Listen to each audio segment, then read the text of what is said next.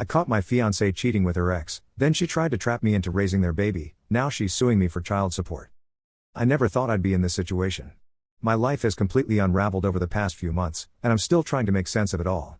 I guess I should start from the beginning. I'm Miles, 28M, and until recently, I was engaged to Dakota, 27F. We met during our senior year of college at a mutual friend's party. I remember being struck by her infectious laugh and the way her eyes lit up when she talked about her passion for environmental science. We hit it off immediately, bonding over our shared love of hiking and our dreams of traveling the world. After graduation, we both landed jobs in the same city. Dakota started working for an environmental nonprofit, while I began my career in software development. We moved in together after a year of dating, and everything seemed perfect. We complemented each other well, her spontaneity balanced out my more planned approach to life. We'd spend weekends exploring new hiking trails or trying out eclectic restaurants in the city. Our families got along great too. My parents adored Dakota, always commenting on how she brought out the best in me. Her parents welcomed me with open arms, and I became close with her younger brother, often joining him for basketball games. After 4 years together, I decided to propose. I planned an elaborate hiking trip to the spot where we had our first kiss. I hid the ring in my backpack and got down on one knee at sunset, overlooking the valley. Dakota cried tears of joy and said yes without hesitation. We were on cloud 9, excitedly planning our future together. We set the wedding date for the following summer and dove into planning. Dakota was thrilled, poring over bridal magazines and creating Pinterest boards. I was happy to let her take the lead, content to see her so excited about our big day. Everything seemed perfect until about 3 months ago. Dakota started acting different. At first, I chalked it up to stress from wedding planning. She became moody and distant, constantly glued to her phone. When I'd ask if everything was okay, she'd snap at me or brush off my concerns. I tried to be understanding, thinking maybe she was just overwhelmed with work and wedding stuff. I started planning little surprises to cheer her up, bringing home her favorite takeout or suggesting we take a day off for a hike like we used to. But nothing seemed to help. Then she started going out more without me, claiming girls' nights or work events. I didn't think much of it at first, we'd always maintained our own social lives. But the frequency increased, and she'd come home late smelling of alcohol. One night, she didn't come home at all. She texted saying she was crashing at a friend's place after having too much to drink. I offered to pick her up, but she insisted she was fine. Something about the whole situation felt off, but I tried to push my doubts aside. A week later, I came home early from work, hoping to surprise Dakota with dinner. Instead, I was the one who got a surprise. I walked into our bedroom to find Dakota in bed with another man. My world shattered in that moment.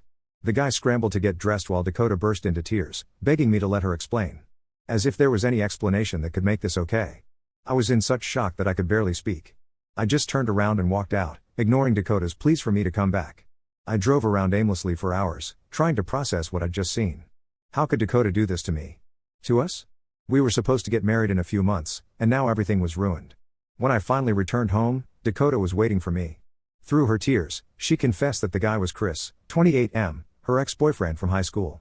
Apparently, they'd reconnected on social media a few months back and started an affair. I felt like I was going to be sick. All those nights she was out with friends or working late, she'd been with him. The woman I thought I knew, the one I was ready to spend my life with, had betrayed me in the worst way possible. Dakota begged me not to leave, saying it was a mistake and didn't mean anything. She swore up and down that she loved me and wanted to make it work. But I couldn't even look at her. I packed a bag and went to stay with my brother, needing space to process everything. For the next week, Dakota bombarded me with calls and texts. She oscillated between apologizing profusely and getting angry at me for not responding. I ignored most of it, still too hurt and confused to deal with her. Finally, after a week apart, I agreed to meet up to talk. I thought I was ready to hear her out, maybe even consider working things out. But then she dropped another bombshell: she was pregnant. And she wasn't sure if the baby was mine or Chris's. I felt like I'd been punched in the gut all over again. Not only had Dakota cheated, but now there was a child involved that might not even be mine. She swore up and down that she wanted to make things work with me, that Chris meant nothing to her. She even suggested we raise the baby together regardless of paternity. I was furious. How could she expect me to just forgive her betrayal and raise another man's child? I told her there was no way I could stay with her after what she'd done. I needed a paternity test as soon as possible. Dakota didn't take my reaction well. She accused me of abandoning her when she needed me most. She said if I really loved her, I'd stand by her no matter what. But I couldn't get past the lying and cheating. I told her we were done for good. The next few weeks were hell. Dakota refused to leave me alone, constantly calling, texting, and showing up at my work and apartment. She told all our friends and family that I'd left her while she was pregnant. She conveniently left out the part about cheating with her ex. I tried to keep my distance and focus on healing, but Dakota made it impossible. She'd alternate between crying and begging me to take her back, and angrily accusing me of ruining her life. It was emotional blackmail and I was at my wit's end. Our friends were split. Some understood my position and supported me, while others thought I was being cruel for abandoning Dakota during her pregnancy. It was exhausting trying to defend myself and explain the situation over and over. Work became a struggle too. I couldn't focus, my performance was slipping, and my boss was starting to notice. I was barely sleeping, constantly stressed about when Dakota would pop up next or what new rumor she'd spread about me. Finally, after what felt like an eternity, the results of the paternity test came back. I wasn't the father, Chris was. I felt a mix of relief and sadness. While I was glad I wasn't tied to Dakota for life, it was still painful to have my suspicions confirmed. I thought that would be the end of it. Dakota knew for certain the baby wasn't mine, so surely she'd leave me alone now. I was wrong. She showed up at my apartment in tears, saying Chris wanted nothing to do with the baby. She begged me to reconsider and help her raise the child, insisting I'd be a better father than Chris. I was stunned by her audacity. After everything she'd put me through, she still expected me to clean up her mess. I refused and told her to leave me alone for good. Dakota didn't take it well. She screamed at me, calling me selfish and saying I'd regret abandoning her and the baby. That was the last straw. I knew I needed to take legal action to protect myself. I contacted a lawyer and filed for a restraining order against Dakota. The judge granted it given her pattern of harassment. It's been a month since then and things have finally calmed down. Dakota can no longer contact me or come near my home and work. I've blocked her on everything and asked friends and family not to pass along any messages from her. I'm still reeling from everything that's happened. The future I thought I had with Dakota is gone. I'm trying to focus on healing and moving forward, but some days are harder than others. I know I made the right choice in leaving, but part of me still hurts over the betrayal and loss. I guess I'm looking for advice on how to fully move on from this mess. How do I trust again after being so blindsided?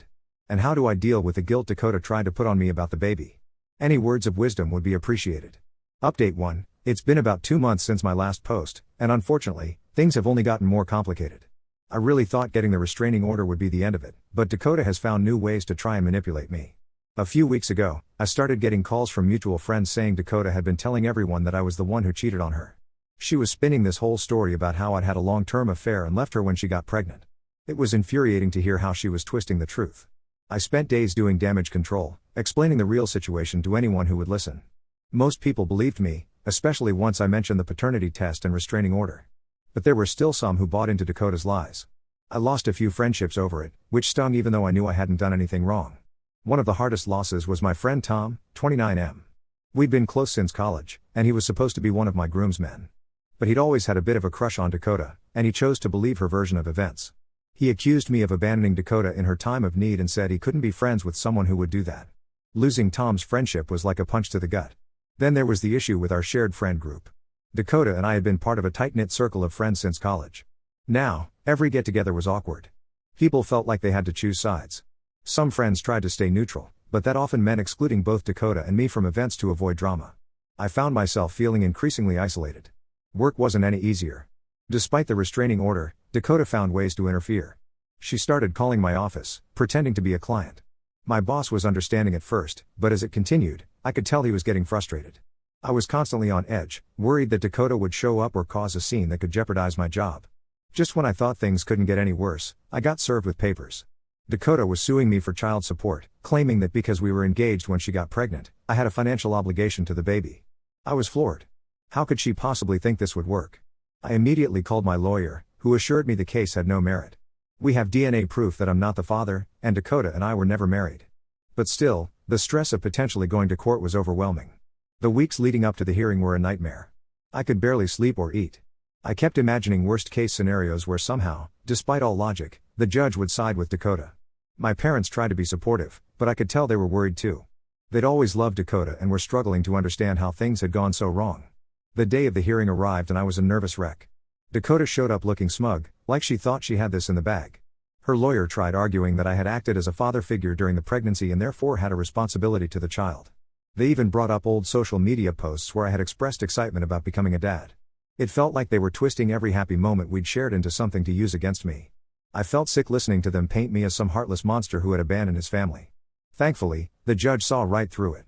He dismissed the case immediately, telling Dakota there was no legal basis for her claims. I felt such relief walking out of that courtroom. For the first time in months, I felt like I could breathe again. But my relief was short-lived. That night, Dakota started bombarding me with messages from fake numbers. She went on and on about how I'd ruined her life, how she was struggling to make ends meet, how the baby would grow up fatherless because of me. I didn't respond, but it was hard not to let her words get to me. One message, in particular, stuck with me.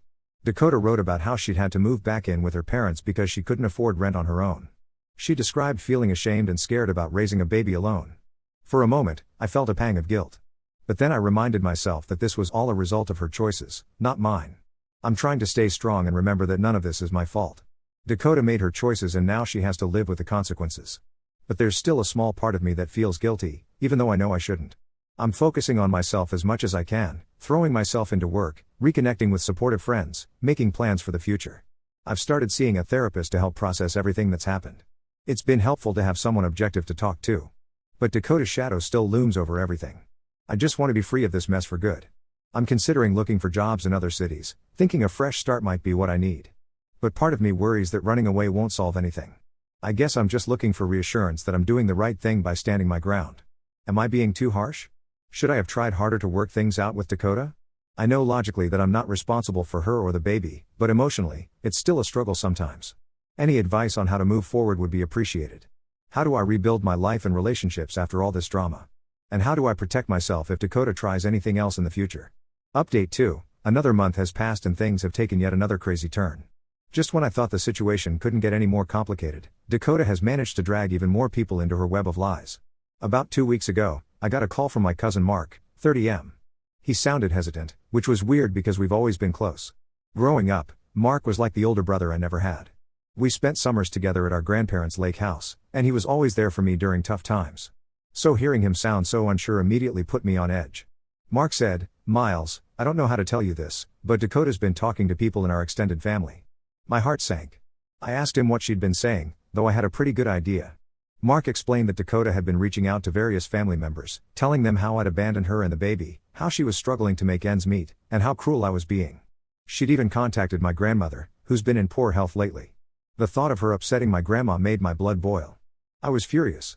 It wasn't enough for her to try and turn our mutual friends against me, now she was going after my family too. Mark said most people were skeptical of her story, especially since they knew about the cheating and the paternity test. But a few of my more distant relatives were buying into it. I spent the next few days calling family members, trying to set the record straight. Most were understanding, but I could tell some of them still had doubts. It was exhausting having to relive the whole ordeal over and over again. My Aunt Susan was particularly difficult to convince. She's always been a bit of a busybody, and she seemed almost excited by the drama. She kept pressing for details, asking if I was absolutely sure the baby wasn't mine. It took everything in me not to lose my temper with her. Then, to make matters worse, I found out Dakota had started a GoFundMe page. She was using my name and telling this sob story about being a single mom abandoned by her fiancé.